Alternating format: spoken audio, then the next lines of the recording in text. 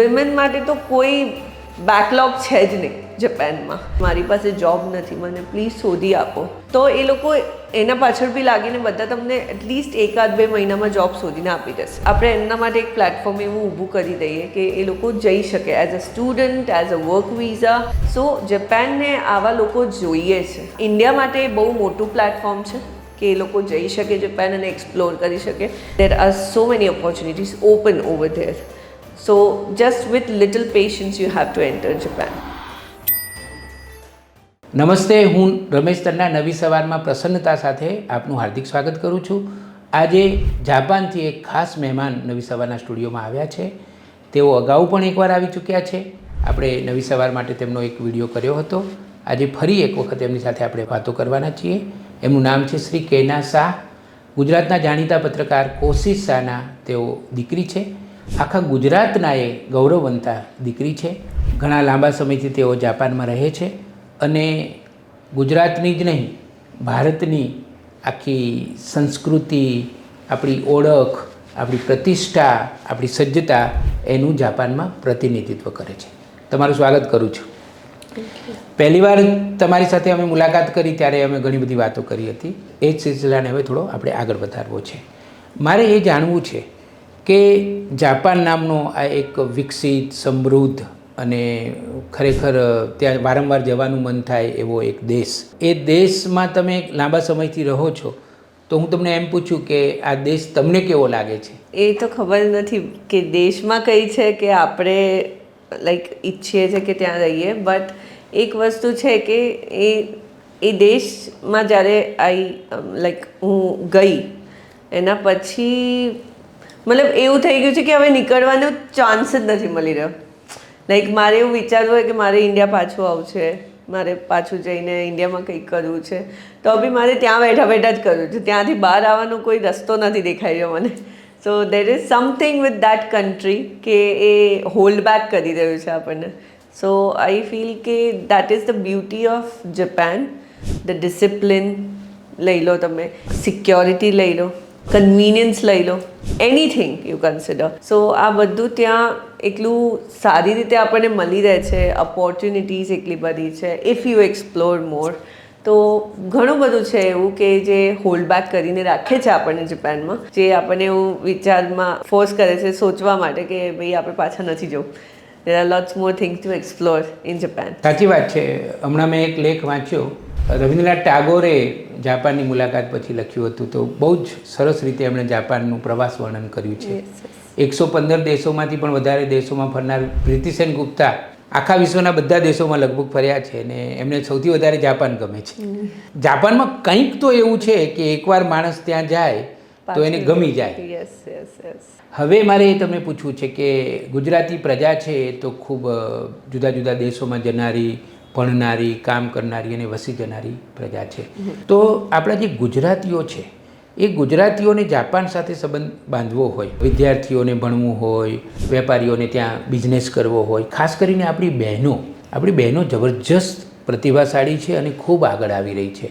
તો એ લોકો અમેરિકા કે કેનેડાને બદલે હવે જો જાપાન તરફ નજર નાખે તો આ બધાને જો ત્યાં કોઈકને કોઈક રીતે જોડાવવું હોય જાપાન સાથે, મારે એની વાત કરવી છે તમારી સાથે. તો હવે આમાં કેવું છે કે બહુ બધા સેક્ટર્સ છે જેમાં તમે જાપાન જઈ શકો છો. અત્યારે ગુજરાતીઓની અંદર એટલું બધું અવેરનેસ આવી ગયું છે about Japan as a country, જે પહેલાં નહોતું. હવે આપણા ચીફ મિનિસ્ટર, પ્રાઇમ મિનિસ્ટર બધાના વિઝિટ પછી એટલું બધું અવેરનેસ આવી ગયું છે કે ગુજરાતી બી હવે જાપાન આવવા માંગી રહ્યા છે અને આવી બી રહ્યા છે. ઘણા બધા ગુજરાતી આવી રહ્યા છે. સો જ્યારે હું ગઈ હતી ત્યારે એવા કોઈ સ્ટુડન્ટ્સ કે કોઈ એવા મારી ઉંમરના છોકરાઓ જતા નહોતા જાપાન. સો હવે છોકરાઓ ભણવા માટે આવે છે, જોબ માટે આવે છે, સ્કિલ્ડ વિઝા પર આવે છે, અનસ્કિલ્ડ વિઝા પર બી આવી શકે છે. ઘણા બધા રસ્તાઓ ઓપન થઈ ગયા છે આવવા માટેના. હવે એક જ વસ્તુ છે કે લેંગ્વેજ એક બેરિયર છે હજી બી, બટ એ બી ધીરે ધીરે ઓછું થઈ રહ્યું છે, કારણ કે ઇંગ્લિશ બી એમના માટે એક સબ્જેક્ટ બની ગયો છે જેપનીઝ માટે. જાપાનમાં રિક્વાયરમેન્ટ્સ વધતી જાય છે દિવસે દિવસે. એમને લોકો જોઈએ છે અને ઇન્ડિયાથી એટલે જોઈએ છે કારણ કે ઇન્ડિયામાં સ્માર્ટ મગજો ઇન્ડિયામાં જ છે. અકોર્ડિંગ ટુ જેપનીઝ એવું છે કે the people in India are very smart like knowledge a lot of knowledge. So I feel કે એમના માટે એટલી બધી ઓપોર્ચ્યુનિટીઝ આ લોકોએ ખોલી દીધી છે કે તમારી પાસે એડ્યુકેશન હોય ના હોય, અગર એડ્યુકેશન હોય તો તમારી પાસે ઓપ્શન્સ બહુ જ બધા છે, પણ અગર એજ્યુકેશન ના હોય તો એ રીતના બી કામ એ લોકોએ ઓપન કર્યા છે ઇફ તમને થોડી ભાષા આવડતી હોય તો. એ રીતની બી ઓપોર્ચ્યુનિટીઝ ખાસી બધી ખુલી ગઈ છે. હવે કમિંગ ઓન વિમેન્સ, જ્યારે આપણે છોકરીઓની વાત કરીએ તો છોકરીઓ માટે તો there is no doubt, as મેં તમને સૌથી પહેલાં જ ઇન્ટ્રોમાં કહી દીધું કે જાપાન સિક્યોરિટી ને સેફટીમાં સૌથી નંબર 1 છે ફોર વિમેન્સ. સો વિમેન્સ માટે એવા ઘણા બધા ગ્રુપ્સ બન્યા છે જાપાનમાં હવે કે કોઈ બી વિમેન અનએમ્પ્લોયડ નહીં રહે. અચ્છા. તો આવા કમ્યુનિટીઝે જ ગ્રુપ બનાવ્યા છે કે વિમેન માટે એ લોકો સ્પેશિયલ સપોર્ટ આપે છે. એવા કન્સલ્ટન્ટ્સ બી છે એ ગ્રુપ્સમાં. અગર હું એકવાર નાખી દઉં કે મારી પાસે જોબ નથી, મને પ્લીઝ શોધી આપો એક્ઝામ્પલ, તો એ લોકો એના પાછળ બી લાગીને બધા તમને એટલીસ્ટ 1-2 મહિનામાં જોબ શોધીને આપી દેશે. એ એક સ્પેશિયલ સિક્યોરિટી છે વિમેન્સ માટે. અને ફેસિલિટી કહી દઈએ આપણે કે એ લોકો એટલું સપોર્ટ કરે છે વિમેનને, તો વિમેન માટે તો કોઈ બેકલોગ છે જ નહીં જાપાનમાં. લાઈક એ લોકોને એટલી સારી ફેસિલિટીઝ આપી દીધી, વિમેન્સ જ કમ્ફર્ટ કરે છે એમને ક્યાંય જવાની જરૂર નથી. સો એવા પ્રોફેશનલ ગ્રુપ્સ છે, કમ્યુનિટી ગ્રુપ્સ છે કે જેમાં ખાલી ને ખાલી વિમેન્સ છે અને એ જ લોકો એકબીજાની મદદ કરે છે. કામ તો બધા કરતા જ હોય છે બરાબર, ત્યાં આવે એટલે કામ માટે જ આવે. આપણે જોબ કરતા હોઈએ, ઘણા લોકો ફેમિલી સંભાળે જોડે જોડે જોબ કરે છે, તો એવા સ્પેશિયલ એક્ટિવિટીઝ બી એ લોકોએ અરેન્જ કરી છે. એ ગ્રુપ્સમાં એ લોકો સ્પોર્ટ્સ એક્ટિવિટીઝ કરે, મ્યુઝિકલ ઇવેન્ટ્સ કરે, ડાન્સ ઇવેન્ટ્સ કરે, પછી યોગા કરે, એક્સરસાઇઝ કરે, ડાયટ ઇવેન્ટ્સ હોય, કેટલા બધા XYZ કે કોઈ બી ત્યાં આગળ મેન્ટલી ડિસ્ટર્બ ના થાય. મેન્ટલી જે અત્યારે બહુ બધી પ્રોબ્લેમ્સ બધાને થવા લાગી છે, મેન્ટલ પીસ માટે, મેન્ટલ સ્ટ્રેસ માટે, એ લોકો એટલી બધી એક્ટિવિટીઝ કન્ડક્ટ કરે છે એવરી ડે ટુ ડે લાઈફમાં કે તમને કોઈ મેન્ટલી સ્ટ્રેસ જ ના લાગે. તમે ત્યાં જાઓ, એ એક્ટિવિટીઝમાં ગ્રુપ્સને, લોકોને મળો, નેટવર્કિંગ કરો, એન્જોય કરો, રમો, હસો ખેલો અને તમને કોઈ મેન્ટલ સ્ટ્રેસ નથી. You release your mental stress over there and you go back home. તો કેટલી મોટી વાત છે, કારણ કે આખા વિશ્વમાં મેન્ટલ સ્ટ્રેસ, માનસિક તણાવ એ તો બહુ મોટી વાત છે. તો જાપાનમાં એ નથી. એકચ્યુઅલી કેવું છે કે જાપાન એઝ અ કન્ટ્રી બહુ લોનલી કન્ટ્રી, સોશિયલિઝમમાં બહુ પાછળ છે, રાઈટ? આપણા ઇન્ડિયા જેવું તો છે નહીં. એટલે આ લોકો આવા ગ્રુપ્સ બનાવીને, આવી કમ્યુનિટીઝ બનાવીને આ બધા કન્ડક્ટ કરે છે ઇવેન્ટ્સ, તાકી આ લોકોને સોશિયલી લોનલી ફીલ ના થાય અને એ લોકો પાસે કંઈક ને કંઈક એક્ટિવિટી ઓન ગોઈંગ હોય. કેટલું સારું કહેવાય.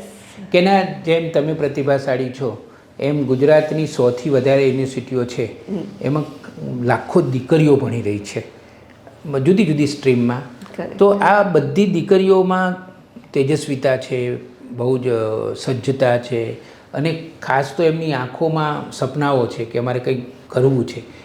આ દીકરીઓને જો જાપાન સાથે જોડાવવું હોય તો તમે શું સલાહ આપો? આમાં એવું છે કે અત્યારે ઇન ગુજરાત આપણે જોવા જઈએ તો ગુજરાતમાં હજી એ પ્લેટફોર્મ નથી બન્યું કે આપણે એમને ગાઈડ કરી શકીએ કે તમે જાપાન આવી રીતે જઈ શકો છો, આ રસ્તેથી જઈ શકો છો.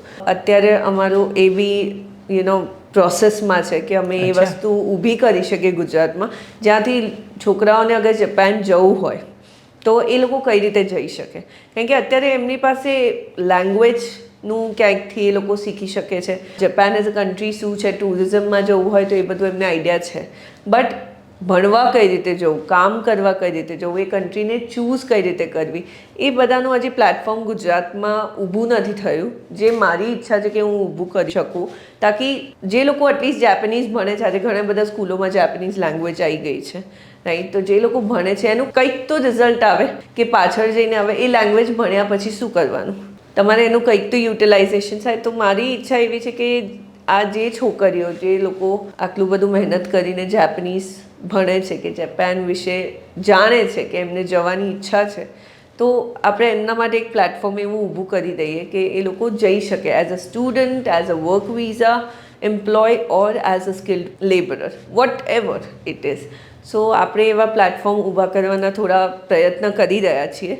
સો હજી ઇન પ્રોસેસ છે બટ ડેફિનેટલી સુનર ઓર તમે લેટર તો ખૂબ સારા સમાચાર આપ્યા યસ કે તમને પોતાને આટલો બધો અનુભવ છે.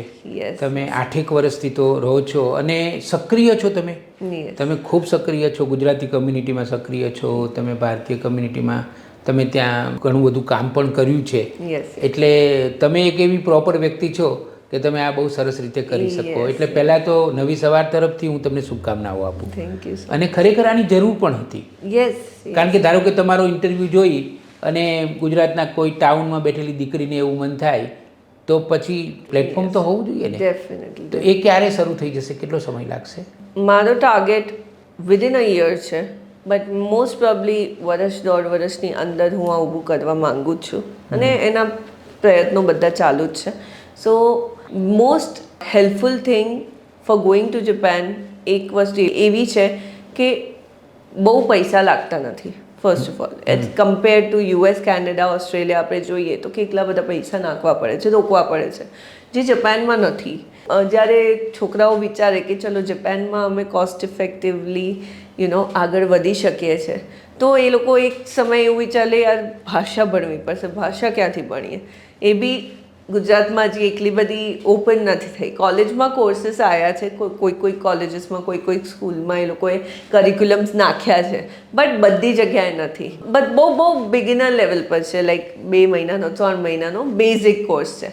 સો મારી એ બી પ્રયત્ન છે કે હું અહીંયા એક લેંગ્વેજ ઇન્સ્ટિટ્યૂટ બી ખોલું. વન અનધર કે એ લોકોને એક પ્લેટફોર્મ આપું કે તમારે કઈ રીતે જાપાન જવાય, ત્યાં એની ટ્રેનિંગ મળે, એ લોકોને જેપનીઝ કલ્ચરની ટ્રેનિંગ મળે કે Japan as a country, what they are expecting from the outsiders, especially from Indians, because Indians hardworking છે, Indians પાસે નોલેજ બહુ છે, Indians બહુ સ્માર્ટ છે, કામ બી મલ્ટિપલ કરી શકે છે, મલ્ટીટાસ્કર્સ છે. સો જાપાનને આવા લોકો જોઈએ છે. ઇન્ડિયા માટે બહુ મોટું પ્લેટફોર્મ છે કે એ લોકો જઈ શકે જાપાન અને એક્સપ્લોર કરી શકે. જસ્ટ તમારે ભાષા થોડી શીખવાની છે અને આઈ ગેસ અત્યારે જે રીતે ડેવલપ થઈ રહ્યું છે જાપાન, થોડા સમયમાં તો એ ભાષાની બી જરૂર કદાચ ઓછી થઈ જશે. પણ ભાષા આવડતી હોય તો આપણને ઓપોર્ચ્યુનિટીઝ હજી એક્સપ્લોર કરવા મળે. બટ આ વસ્તુ બી વિચારી રહ્યા છે ને ઇન પ્રોસેસ જ છે કે 1-8 વર્ષની અંદર અમે આ બધું ઊભું કરી શકીએ તાકી લોકોને જેને જવાની ઈચ્છા છે એ લોકોને ઇઝી પ્લેટફોર્મ મળી જાય, બહુ મહેનત અને સ્ટ્રગલ ના કરવી પડે જે અમે લોકોએ કરી છે. સાચી વાત છે. હવે થોડી બિઝનેસની વાત કરીએ. આમ તો તમે યુવતીઓની વાત કરતા હતા તો છેલ્લા થોડા વર્ષોમાં ગુજરાતમાં ઇન્ડસ્ટ્રીમાં પણ બહેનો બહુ મોટી સંખ્યામાં આવી છે અને નાના મોટા ધંધા રોજગારમાં તો બહેનો પહેલેથી હતી જ, ઝડપથી આગળ પણ આવી રહી છે. પણ મને એક પ્રશ્ન એ પૂછવાનું મન થાય કે ના તમને કે ઇન્ડસ્ટ્રીની વાત કરીએ, ઉદ્યોગોની. ગુજરાતીઓ પાસે તો પ્રમાણમાં પૈસા છે તો કોઈને ઉદ્યોગો સ્થાપવા હોય જાપાનમાં તો એ શક્ય છે ખરું? અને જો શક્ય છે તો કયા પ્રકારના ઉદ્યોગો સ્થાપી શકાય ત્યાં? બહુ જ બધા છે બટ હવે એ કઈ જગ્યાએ કઈ રીતે કયા સેક્શનમાં કે સેક્ટરમાં જવા માંગે છે એ પ્રમાણે એ જ ગાઈડન્સ આપણે થોડું આપવું પડે એમને. પણ ડેફિનેટલી અહીંયાથી બેઠા બી ઘણા બધા એવા ઓપ્શન્સ ને ઓપોર્ચ્યુનિટીઝ જોઈ શકે છે બિઝનેસ માટેના. But the only thing is કે આપણે કોઈ બી કન્ટ્રીમાં આજે કંઈ બી વિચારીએ બિઝનેસ કરવાનું તો એક ડ્રોબેક કહી દો કે ફ્લો કહી દો કે પોઝિટિવ થિંગ કહી દો, whatever comes in mind, ત્યાંનું એક લોકલ માણસ જોઈએ છે when you are looking for business in different country, કે એ લોકલ માણસ તમને થોડી ઓપોર્ચ્યુનિટીઝ એક્સપ્લોર કરાવે, ચાહે એ ઇન્ડિયન હોય કે એ કન્ટ્રીનો લોકલાઇટ હોય. એવું જરૂરી નથી કે તમારે ખાલી એ કન્ટ્રીનો લોકલાઇટ જ જોઈએ, બટ એ ત્યાં રહેતું હોય, એમની સમજ હોય આખા માર્કેટની, તો એ માણસો જોડે એ ટાઈઅપ થોડું કરીને આગળ વધવા માંગતા હોય તો એમની પાસે ઘણી બધી ઓપોર્ચ્યુનિટીઝ ઊભી થઈ જાય. અને ઘણા બધા લોકો સાથે એ લોકો ટાઈઅપ કરી શકે છે, ઘણા બધા કંપનીઝ સાથે એ લોકો ટાઈઅપ કરી શકે છે. But the only thing is જાપાનમાં એક વસ્તુ એવી છે કે થોડું સ્લો પ્રોસેસ છે ફોર બિઝનેસ, બિકોઝ આ લોકોને ટ્રસ્ટ ફેક્ટર બહુ મેટર કરે છે. એ લોકો કોઈ બી કન્ટ્રી જોડે ટાઈઅપ કરે કે MOU કરે સાઇન, તો એ લોકો માટે ટ્રસ્ટ બહુ જ ઇમ્પોર્ટન્ટ છે.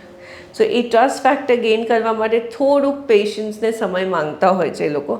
બટ ઘણા લોકો કેમ ફેલ થાય છે? બિકોઝ એ લોકો પાસે પેશન્સ નથી. આજે US, કેનેડા, ઓસ્ટ્રેલિયામાં એટલો બધો ટાઈમ નથી લેતા ફટાફટ MOU સાઇન થઈ જાય, ફટાફટ કામ ચાલુ થઈ જાય છે.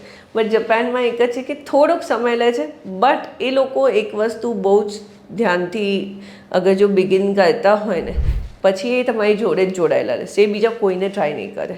સો એ વસ્તુ માટે થોડુંક પેશન્સ રાખવું પડે છે, બટ બિઝનેસ કરવા માટેની ઓપોર્ચ્યુનિટીઝ અનહદ છે. Very good. સો તમારે જે ફિલ્ડમાં એક્સપ્લોર કરવું હોય, જે જગ્યાએ જે સેક્ટરમાં એક્સપ્લોર કરવું હોય તમે કરી શકો છો. There are so many opportunities open over there. So just with little patience you have to enter Japan.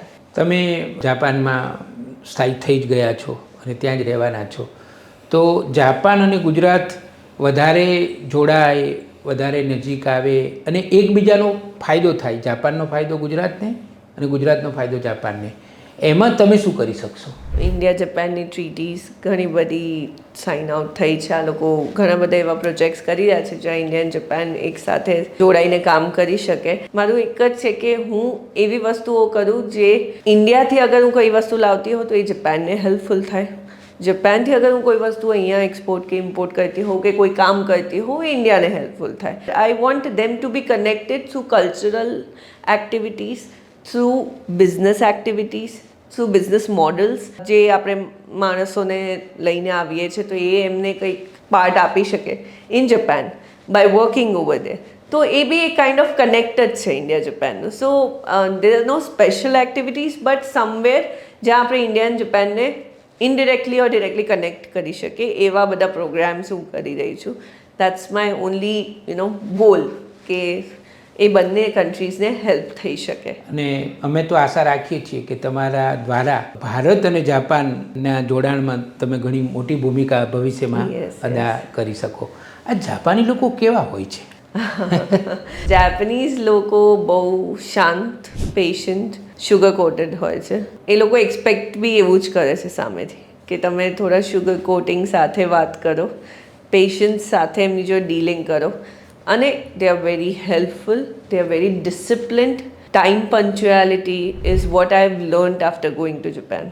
So જે આપણે અહીંયા કેવું હોય છે ને કે અહીંયા આપણે 2-5 મિનિટ આમથી આમ થાય તો ચાલી જાય છે, ત્યાં આગળ 15 મિનિટ પહેલાં મતલબ 15 મિનિટ પહેલાં. That is what punctuality is. So punctuality in ડિસિપ્લિનની ડેફિનેશન કન્વીનિયન્સ, માણસને કોઈ તકલીફ જ ના પડે એવી કન્વીનિયન્સ એ લોકો પ્રોવાઈડ કરે છે. ઇવન હ્યુમન્સ પ્રોવાઈડ કરે છે તમને, એટલી બધા હેલ્પફુલ થઈને એ લોકો કન્વીનિયન્સ આપે છે. સો આઈ બિલીવ એ બધું સમવેર ક્યાંક હું ઇન્ડિયામાં બી લાવી શકું એવા પ્રયત્ન છે. ડિફિકલ્ટ છે બટ ઇમ્પોસિબલ નથી. સો આઈ ફીલ કે એ બધી જ વસ્તુઓ એમનામાંથી શીખવા જેવી છે. જેમ આપણે દરેક માણસમાંથી કંઈક ને કંઈક શીખતા હોઈએ તો એ વસ્તુઓ એમનામાંથી શીખવા જેવી છે કે પેશન્સ, ડિસિપ્લિન, પંચ્યુઆલિટી, કન્વીનિયન્સ અને હેલ્પફુલનેસ. સો આપણે કઈ રીતે લોકોને કરી શકીએ હેલ્પ, આ બધું એબ્ઝોર્બ કરીને, that would be really changing the world. Very good. તો આ હતી મુલાકાત કેના શાહ સાથેની.